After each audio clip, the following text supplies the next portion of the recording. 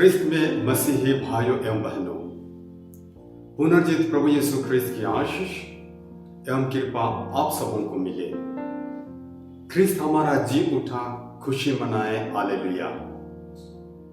आज के सुसमाचार में हमने एमाउस जाने वाले दो शिष्यों के बारे में सुना। हम इस घटना का विवरण कई बार सुन चुके हैं, पर हम सहज रूप से इसका अर्थ निकालते हैं। क्लेओफस और उसके साथी शिष्य यरूशलेम से एमाउस जा रहे थे। वे रास्ते में यीशु के पुनरुत्थान और उसके बाद होने वाली घटनाओं के बारे में विचार विमर्श कर रहे थे। दो शिष्यों की यह यात्रा निश्चितता से अनिश्चितता की ओर कदम बढ़ाना था। उनके बातचीत से यह पता चलता है कि वे भयभीत एवं डरे से और साथ ही काफी व्याकुल थे। अचानक पुनर्जीवित प्रभु यीशु ख्रिस्त स्वयं आकर उनके साथ हो लेते हैं, परंतु शिष्यों की आंखें उन्हें पहचानने में असमर्थ रही। बातें करते करते वे एमाउस पहुंच ही रहे थे कि प्रभु यीशु शिष्यों से अलग होकर आगे बढ़ना चाहते थे, किंतु शिष्यों ने यह कहकर यीशु से आग्रह किया, हमारे साथ रह जाइए। सांझ हो रही है और अब दिन ढल चुका है। शिष्यों के अनुरोध से प्रभु उनके साथ रह जाते हैं। बाद में रोटी तोड़ते समय शिष्यों ने यीशु को पहचान लिया। जब हमारे सामने इस घटना की घोषणा होती है तो हम श्रोतागण सहज ही यह सोचने लगते हैं कि शिष्यों को लगा होगा कि अंधेरे के कारण प्रभु को आगे के रास्ते में परेशानी होगी और इस परेशानी से बचाने के लिए वे प्रभु से यह आग्रह करते हैं कि प्रभु उनके साथ रुक जाएं और सुबह जब दोबारा दिन निकल आएगा तब प्रभु आगे जा सकते हैं। लेकिन इस घटना का वास्तविक अर्थ और अधिक गहरा है। पवित्र बाइबल इतिहास मात्र नहीं है, बल्कि मुक्ति का इतिहास है। इसलिए जब हम बाइबल पढ़ते या सुनते हैं तो सिर्फ हमें अपने शारीरिक आंखों या कानों से नहीं, बल्कि अपनी आंतरिक आंखों या कानों से देखना, सुनना एवं समझना चाहिए। दूसरे शब्दों में कहा जाए तो इस मुक्ति के संदेश को एक रहस्य के रूप में हमें विश्वास रूपी आंखों से पढ़ना और आंतरिक रूपी कानों से सुनना एवं समझना चाहिए। अतः आइए हम इस नजरिए से इस घटनाक्रम को देखें, समझें और मनन चिंतन करें। उन दो शिष्यों ने अपने जीवन में अंधकार का अनुभव किया था। वे पूरी तरह से भयभीत थे कि जिन पर उन्होंने भरोसा किया था वे उनके साथ अब नहीं हैं। वे व्याकुल हो गए थे क्योंकि कई ऐसी बातें सुनने में आ रही थीं जो उनको उलझन में डाल रही थी। वे शायद यह सोच रहे थे कि प्रभु यीशु एक महान राजा या नेता के रूप में उभरेंगे और एक ऐसा साम्राज्य स्थापित करेंगे जिसमें शिष्यों को महत्वपूर्ण पदों का उत्तरदायित्व दिया जाएगा। वे बड़े अधिकारी बनाए जाएंगे जिनका लोग बहुत सम्मान करेंगे।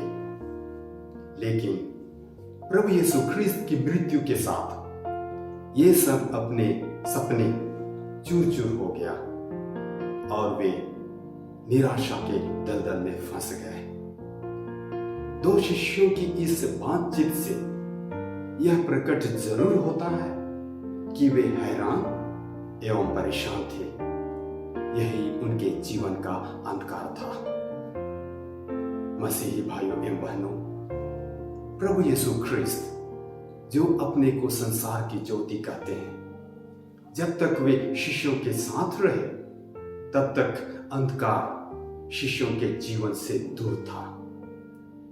इसी की झलक आज के सुसमाचार में हमें मिलती है। बाइबल कहती है कि प्रभु यीशु ख्रिस्त को पहचानने के बाद शिष्यों ने एक दूसरे से कहा, हमारे हृदय कितने व्याकुल हो रहे थे जब वे रास्ते में हमसे बातें कर रहे थे और हमारे लिए धर्म ग्रंथ की व्याख्या कर रहे थे। प्रभु यीशु ख्रिस्त का वचन ही उनके जीवन के लिए एक दीपक के समान था, जिसके जरिए उनके हृदय उद्दीप्त हो रहे थे। यानी प्रभु के वचनों में उनके शिष्यों के हृदय को प्रज्वलित करने की शक्ति थी। प्रभु यीशु ख्रिस्त की उपस्थिति उन दो शिष्यों को तेजोमय बना सकती थी।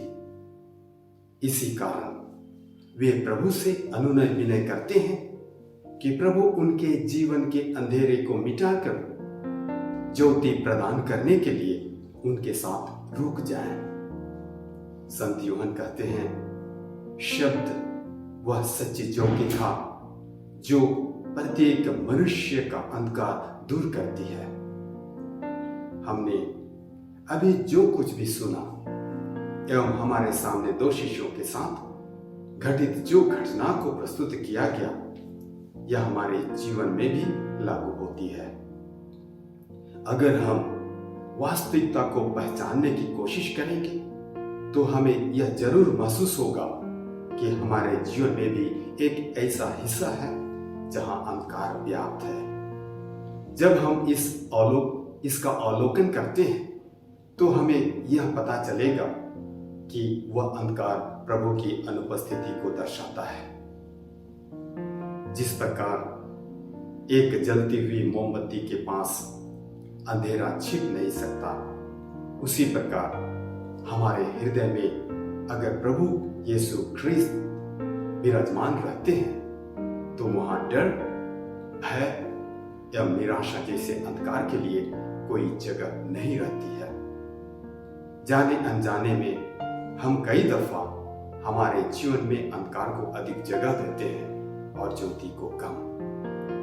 हमें भी दो शिष्यों की तरह प्रभु से विनती करना चाहिए कि प्रभु हमारे साथ रह जाइए, जिसे प्रभु हमारे साथ रहकर हमारे दिल के अंधकार को मिटाएं और उसे दिव्यमान बनाएं। जब तक हमारे जीवन पर पाप और कलंक रूपी या निराशा या दुख रूपी अंधेरा छाया रहेगा, हम प्रभु को पहचान नहीं पाएंगे और ना ही उनके सुसमाचार का प्रचार प्रसार कर पाएंगे। सुसमाचार में हम देखते हैं कि प्रभु यीशु ख्रिस्त का उजियाला प्राप्त कर दो शिष्य तुरंत ही उसी रात यरूशलेम लौट गए और पुनरुत्थान के गवाह बने। इस यूखरिस्त समारोह में भी प्रभु यीशु हमारे लिए वह रोटी तोड़ते हैं और अपने वचन के प्रकाश से हमारे जीवन को आलोकित करते हैं। तो आइए हम दिल खोलकर उस ज्योति को ग्रहण करें, प्रभु को पहचाने जिसे शैतान का कार्य हमारे जीवन में कभी भी जगह न बना सके और हम पुनर्जीवित प्रभु यीशु ख्रिस्त के सुसमाचार के प्रचार प्रसार के लिए अपने को समर्पित कर सकें। आमीन।